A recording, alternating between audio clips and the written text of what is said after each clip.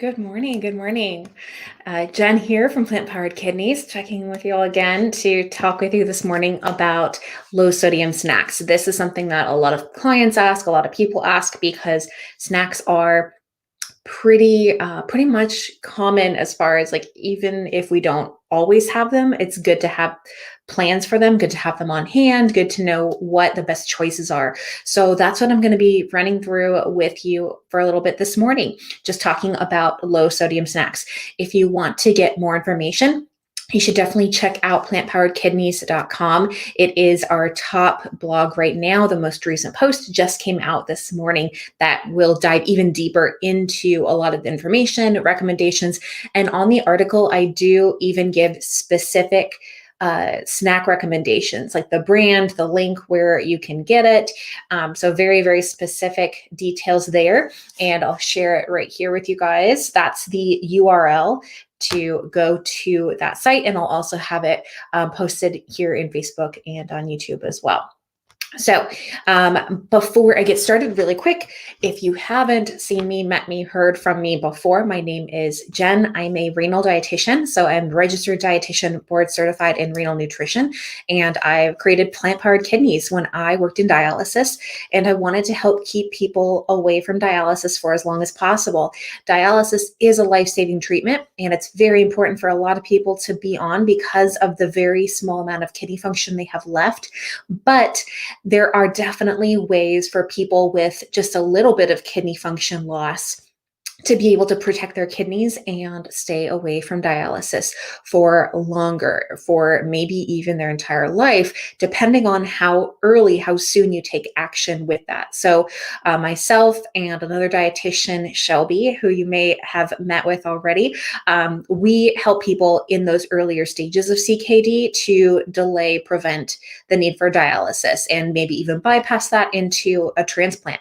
So that's a little bit about us. Again, if you would like to get more information about us, about our services, or just learn more information, you can go to plantpoweredkidneys.com to get a ton more information. We have a lot on there and always more to come as we continue to work on growing. So if you're watching live, please say hello in the comments and let me know that you are watching because I see more people jumping in. If you're watching on the replay later, we love to hear from you as well. We always keep on top as best as we can with the comments and questions. So if you do have any questions that come up during our talk this morning, please drop them in the comments and we'll get to them as soon as we can. No promises I'll be able to get to them today because usually my schedule is pretty tight with running these, but I definitely want to be here for a little while to chat with you guys. Okay, so let me see here. All right, the first thing that I wanted to address when it comes to low sodium snacks are a couple of the ideas related to the label. And that's something that's really important to understand because you want to understand what exactly it means to be, if somebody is saying that they're a low sodium diet or a low sodium snack or a low sodium food or anything really like that, it's very, very important to understand what that means because there are certain qualifications that a company has to they have to make in order to be qualified as a low sodium food. So, for example, if they're saying that they are in fact low sodium, they're saying that it's underneath the about 10% guideline. So, hey, good morning, good morning. So you want to make sure that, okay, let me backtrack. So it's technically under 140 milligrams or below, and the daily recommendation is keeping under 2,300 milligrams of sodium. So that's just about 5%. So but I don't do math really well, you guys. If you've watched me before, you know that math isn't my strong suit. But so we're looking at low sodium being 140 milligrams or less per serving. Some companies can be kind of sneaky with this by saying that it's a low sodium food when they cut down their serving size. So I don't think as many companies do it now as they used to. But I remember even when I was a nutrition student, I remember looking up ingredients, looking up recipes and foods for people. and there'd be like a nutrition label that would say a serving size is half of a bar of like a granola bar or something. And it's like, who's going to eat half of a bar? But because they put their nutrition facts listing that as a serving size, they were able to promote certain benefits because they were hitting those certain classifications. So for example, they could say they're low sodium, they're under 140 milligrams of sodium for that serving size. But if you had the whole bar, then it would be double that. It wouldn't be low sodium anymore. So it's really important to understand the serving size in relation to the rest of the numbers, because that's how they're categorizing a lot of these things. Again, not as many companies are being as sneaky about this, but there are, especially for packaged snacks and foods and things like that. They might say like, oh, a serving size is 5 crackers, when we are thinking, who's just going to eat 5 crackers? Like, is that going to be enough? And you definitely want to pair it with something else.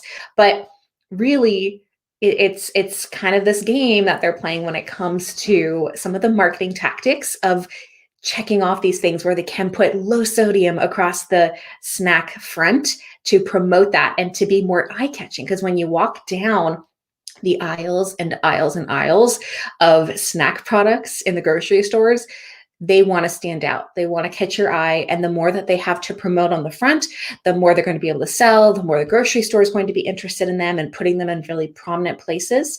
So they want to try to hit a lot of those check boxes of what's very appealing. And low sodium can be a very appealing thing for snack products. So make sure you're checking the label for the serving size. And when they say low sodium, it's under 140 milligrams of sodium. Now, there is also reduced sodium.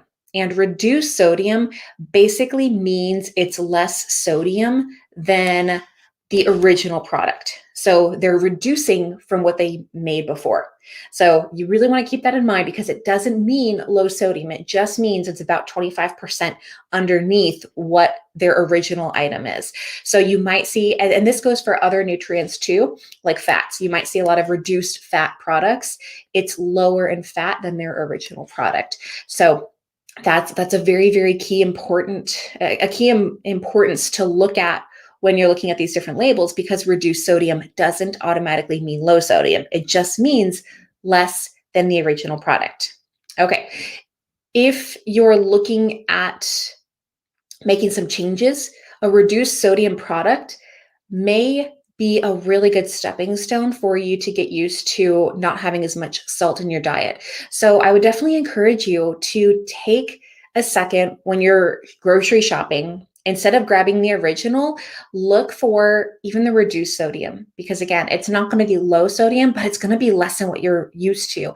And that can be a great way to reset your taste buds. I talk with my clients about this a lot. When you're making these dietary changes, you're really working on resetting how your taste buds react to foods, because with how a lot of us eat so much salt, it can be quite numbing to our taste buds that we don't get the true flavor of food because it's just so bombarded with all of the salt. And a lot of my clients will say too, after a while of making these changes, that they realize when something is really salty, that maybe they didn't think it was salty before, but a couple weeks or months later, they're noticing how much of a difference it makes. And they can like recoil. You recoil when you have that much salt in your body, because your body is physically telling you, this probably isn't a good idea. I probably shouldn't be eating this. So if you ever had that experience of making some of these changes, trying some lower or reduced sodium foods, and then trying the original again, let me know in the comments if that's something that you've experienced or what that experience was like for you, because I know it's not just my clients. I know a lot of you have experienced that as well. So I'd love to hear more about your take on what that's like. So yes, hopefully you guys like that. I think it's a really, really great, easy way, because again, when we make these changes, it doesn't have to be cold turkey all the way anything. And that's very metaphorical, but it can be making these gradual steps and just going, like I said, from the original to the reduced sodium to the low sodium, and then to no added salt. And kind of in this context, no added salt really means they don't add any salt to their food. And that is really the true test of your taste buds and acknowledging what that difference is, because no salt added, very, very different from the original, very different from things that are typically added, have a lot of salt added to them. So we're thinking chips and crackers and even cookies or sweets, they do have salt added to them because it emphasizes the sugar, the sweetness of it. There's, oh my gosh, there's bars and there's pastas, canned vegetables, canned beans. A lot of these things have a ton of sodium in them. And even with a plant-based diet, it's really important to pay attention to sodium, because sometimes we think, oh, if it's just a plants or something, but we're going for some convenience, we might be taking in more salt, especially with these packaged snacks. So that's why I would recommend to work on focusing on what you're already finding in your pantry and look at the reduced and then low sodium and then no added salt as you're getting used to that. So yeah, so Beverly is saying she gave up salt and now I can instantly taste it in food and everything is too salty. Isn't it surprising when you can see that it is, it's just very eye-opening once you get used to it. And then you think, oh my gosh, like how have I been eating this stuff for so long and not even realizing it? Or maybe, and I'm not going to judge you if you're out there and this is you, but maybe you were having that salty food and then you were adding more salt on top because it needed more flavor. I know a lot of people do that. I mean, people in my family do that. It is very, very common, but that's the desensitizing of our taste buds that is affecting how we're tasting the food. And then we get more and more used to it. And then we need to add more. And it just kind of becomes this unsatisfying thing that we just have to look for more. And every time we think add more flavor, it's add more salt, when actually there's so many other ways to add flavor to your food. So, okay, let me get back a little bit more into some specifics, because I know that's what you guys are here for. You're looking for some ideas of what to eat for low sodium snacks. So first of all, you guys know, Plant-Powered Kidneys, we are all about adding in fruits and vegetables to the diet. And I think snacks are an excellent time to do that. But fruits and veggies alone aren't going to be as satisfying. And while they do have fiber and they have a lot of great nutrients that will help fill us up, we need something more to help sustain us, because a snack is probably covering an hour or 2 hours until our next meal. So if you want to do fruits or vegetables, try pairing it with some kind of dip. And if you guys have any ideas or your own suggestions, that would work really well. I would love to see them in the comments too. One of my favorites, carrots and hummus, or celery and hummus. So good. Even low sodium pita chips and hummus. I mean, it's basically anything with hummus that works out really well. And my family came out a couple months ago to visit, and I made a black bean hummus. So basically, so if you don't know, the original hummus recipe uses chickpeas, tahini, lemon juice, olive oil, garlic, salt, pepper. That's pretty much it. You can add some different flavors if you want, but that's basically it. Very, very easy. What I did is I did black beans, because I had cooked a bunch of black beans, so I had a lot on hand. Black beans with tahini still, olive juice still, or sorry, olive juice, olive oil. And instead of the lemon juice, I did lime juice. And then I added some cumin along with a little salt and pepper. And it was really, really good. My family were originally from Arizona, so anything like kind of Southwestern is great. So cumin is basically in almost every meal that we possibly can have. Cumin is really, really great. And then black beans are such a good staple as well. So we did this kind of twist in creating a different kind of hummus, but it was so good. And serving it with some carrot chips, I just took big carrots and I cut them at a diagonal to make long, thin slices. And we used carrot chips with the hummus. And it was really, really good. Lots of fiber and very filling and very satisfying. So that would be one example.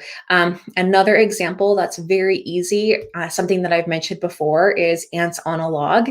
And I don't know about you, but for me growing up, ants on a log was such a fun treat. And I think my parents probably liked it because they could basically put out the ingredients and we could make it ourselves. So it's very hands-off for parents.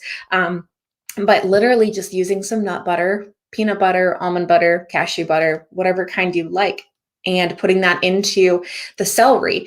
And then if you want to add a couple raisins or something, just keep in mind that dried fruit is quite high in potassium, and the nut butter also has potassium. So if you're going to add that dried fruit, you're stacking potassium on top. So if you need to limit your potassium, keep that in mind. But the nut butter adds a lot of great healthy fats and is really satisfying and will help fill you up. Celery alone is not going to be very filling. It's very, very high in water content. So it's not, and if you've ever had just plain celery, I don't know about you, it's not my favorite thing. So something like that could be a more enjoyable type of snack that would, again, help fill you up and keep you satisfied for at least an hour or 2 hours until your next meal. And again, that's the whole goal of the snacks. We want to help feel satisfied, not bloated, not uncomfortable, not, do you ever feel, I know it's kind of weird, the best term, I guess, would be like kind of greasy. Like if you have sometimes chips will be kind of like greasy or oily, or crackers will feel like that. They're not really that good. And you might have some and you're like, that really wasn't tasty and that didn't really satisfy me. Maybe I'm still hungry, but most of all, I'm just not feeling good about what I ate. It's not giving me the kind of energy that I want. But snacks should be giving you good energy and should be filling you up. So those are a couple of fruit and veggie snacks that are very, very satisfying. And it's whatever you're pairing it with. That's what really, really helps out in keeping it satisfying and enjoyable. So I know a lot of you are looking for some crunchy and savory snacks, and that is very, very common. This is also where that low sodium thing comes in play, that you want to pay attention to what is in those kinds of snacks that you're finding. Again, they could be greasy, they could be super salty, might not be good. They could have preservatives in them. So tortilla chips can be a really, really great option, especially if you're doing maybe some salsa or whatever you would like to use your tortilla chips, or maybe just plain tortilla chips. I mean, I know that's my husband's favorite thing. So one of the brands that I really, really like is called Late July, and they have this lime and sea salt tortilla chip. And I'll tell you what, you could even kind of do a variety of this on your own by cutting up corn tortillas, which corn tortillas are a great option for a renal diet because they're very low in sodium. A corn tortilla will have like 10, maybe 30 milligrams of sodium, super, super low. And they don't generally have the phosphate additives like flour tortillas do. Flour tortillas can be high in sodium and also have phosphate additives. So corn tortillas can be a really great option, but you can cut them into triangles, throw them on a baking sheet, bake them in the oven, and then you can sprinkle them with salt. You can do a squirt of lime juice. You could do a sprinkle of chili powder or cumin, whatever kind of flavors that you really enjoy, and make your own tortilla chips that are really, really satisfying. And you'll probably enjoy them more knowing that it's something that's good for you, knowing that it's something that that you're not going to feel guilty about, or you're not going to be wondering, is this okay for me? Is this protecting my health? And this is still taking care of me and taking care of my kidneys? Because that kind of guilt, I know, can happen a lot with the type of food choices that you make, just wondering what it's doing to your health and to your kidneys. So that is one example for a crunchy, savory snack. Another example that I really, really love, and I think a lot of us go through phases with it, would be popcorn. And you can buy the pre-popped popcorn. There's quite a few of the good brands that have good popcorn, still low sodium or at least reduced sodium. I know Skinny Pop is a good one. Was it Boom Chicka? I haven't got it in a while. I haven't got it since like the holidays. Boom Chicka Pop, I think. If someone can correct me, please correct me. I will be very grateful. But you can also do just plain popcorn at home. Get that big jar of popcorn kernels and put it in a paper bag yourself and air pop it. You can still use the microwave. They have a lot of great popcorn poppers that you can get online now as well, where you literally just put the kernels in and you throw it into the microwave and it cooks in its own container. And then again, another great time to add your own flavors to it that don't have anything to do with salt. So nutritional yeast is really, really good on popcorn. It gives that like Parmesan cheese, another type of savory umami flavor. So nutritional yeast is a great option. You can do, of course, you can do salt and pepper. You can do garlic. You can do chili. Trader Joe's has some great spice blends. Their chili lime is really good. Their everything but elote is really good. And these are great flavors that you can add onto the popcorn to give it a lot of flavor without adding a ton of salt, which is why you're here, is to learn about these low sodium snack options. So popcorn, think of it like a blank canvas.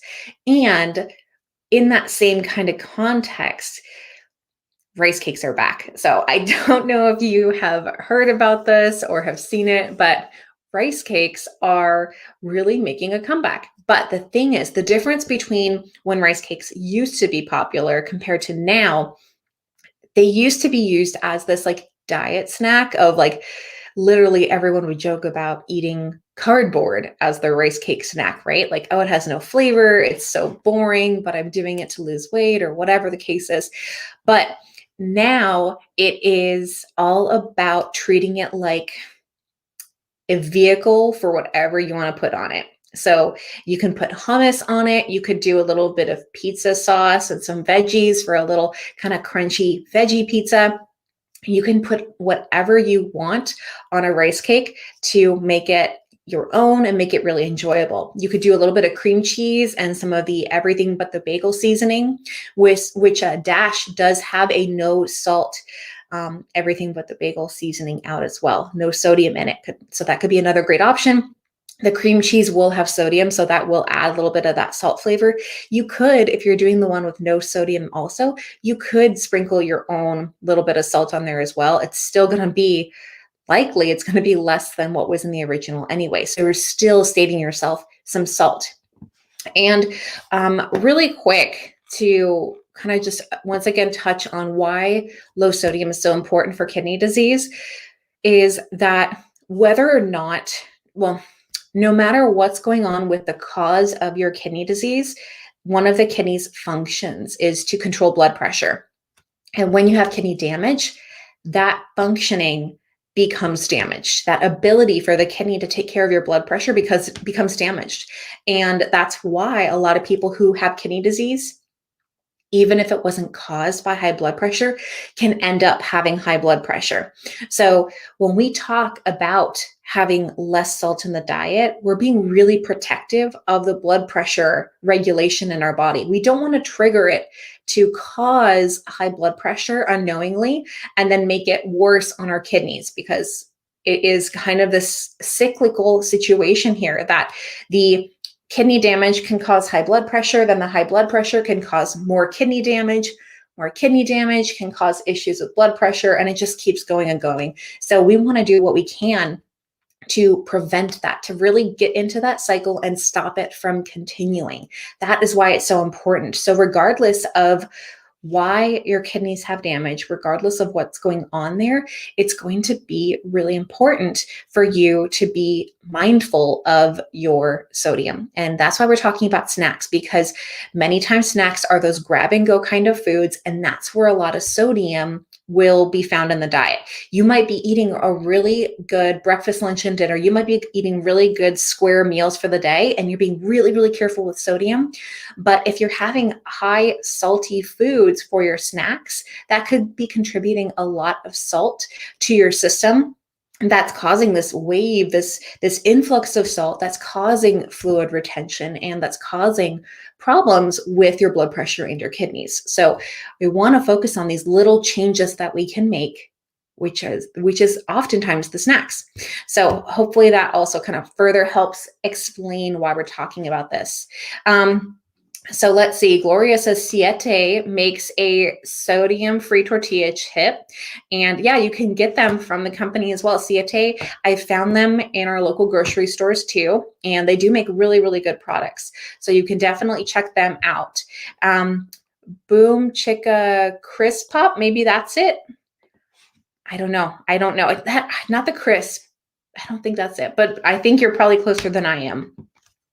And okay, so Beck also says regular popcorn in a ceramic or otherwise microwave safe bowl covered with a ceramic plate in the microwave. No oil needed, 6 minutes, but stand and listen for when it stops. Look at that. I just learned this and she's 55. So we can all learn some tricks no matter what. Yes, and Lundberg brown rice cakes. Those are a good staple. My husband was really on a kick with those for quite a while, and I would use them for yogurt. That's how I like them, with a little bit of yogurt and berries on top, and then maybe a bit of drizzle of honey or something, depending on the berries, or mashing the berries, adding chia seeds to make a jam, and then putting that on the rice cake. I think that's really good too. So good morning, Miss Lorena. Good to see you back. All right. So I've got a couple other quick tips for you guys. Time always goes by so fast when I do these lives and chat with you all, but I'm more than happy to be here and do that. So finally, we're going to talk about some sweet snack options. So I was just telling you one of my go-tos that I really like, berries with some yogurt on the rice cake, or minus the rice cake, just doing yogurt with berries, maybe a drizzle of honey, a sprinkle of nuts for that added crunch, that texture that can be really important when we eat. That's a great option. And a lot of people ask me about yogurt. So coconut yogurt is a great option. The way that it's made, even though coconuts have potassium in them, by the time it becomes coconut yogurt, it has a lot of water to it. So it's not going to be very high in potassium. So it makes for a really good base. And the reason I also like coconut as the base of a plant-based yogurt compared to like almond or soy or cashew is that coconut doesn't have protein, and the other yogurts will have protein in them. And another one of these pillars that we talk about with a plant-based diet for kidney disease is being mindful of your protein. So be careful not to have too much protein in the diet, because that's really, really important in protecting your kidney function. So that's why I like coconut yogurt a lot. I think that one is a great option. And again, adding the berries, and then you can add a little bit of nuts or seeds to that for that texture, that crunch, that consistency. Even like chia seeds, adding a little bit of that will thicken it up a little bit more if you let it sit for a while. And then, add a little bit of honey if you want a little bit more of a sweet flavor to it. Another great option I find is the Kind bars. If you guys have seen Kind bars, they're pretty popular, I would say. They're in convenience stores, they're in grocery stores. You can get them on Amazon. You can get them in Costco. They're all over the place. They're a nut-based bar. I really like them because they're minimally processed. I mean, you literally, if you've ever seen a Kind bar, you can see like the whole nuts that are there, and they use some honey and sugar to help keep it all together. And it's sometimes they'll do dried fruit. Like right now we have the cherry chocolate one, and that one is really, really good. And the nuts do have protein, but they also have fiber, and it's a really, really filling bar, and they're lower in sodium too. So that's a really great grab and go option. Again, that is super easy to find. So even when you're out running errands, getting things done, if you stop to fill up your car for gas, chances are you can find a Kind bar in your convenience store. Very, very easy to find. Okay. So that is basically what I'm going to cover for today. I know it goes by really, really fast, you guys, and I could definitely talk about this stuff and dive into so much more. But I've got to wrap up for right now. If you would like to hear me talk a little bit more about these options, giving more ideas, I will be live on Dadvice tonight, and that's at 6 p.m. Eastern. So 7.5 hours from now, I'll be live with James on Dadvice, and we'll be talking about the low sodium snacks as well. And I'm going to do my best to grab some props to show you guys for that live that we'll have there too. And if you would like to get more information in the meantime, if you can't make it to the live tonight, you can go to our most recent article on plant-powered kidneys. So if you go to plantpoweredkidneys.com, You just click blog at the top. If you're on your mobile phone or your tablet or something, the 3 bars in the top right corner, that's the drop down for the menu. And you click on blog and it's in the kidney disease. But if you just click on blog, you'll be taken to all of our articles, and the low sodium snack article is right up top. That is the most recent article we had that was just published, released this morning. And we'll be talking more about that. So all right. I hope you all have a wonderful rest of your day. Feel free to continue to drop your questions or comments here because we do get notifications and we keep up with them as well. So if you'd like to know anything else, if you have more questions, drop them in the comments here, or you can even drop the comments under the blog as well, because I do respond to those as well. So have a wonderful rest of your day. And if I don't see you tonight, I will chat with you later on here on Facebook or on YouTube. Bye.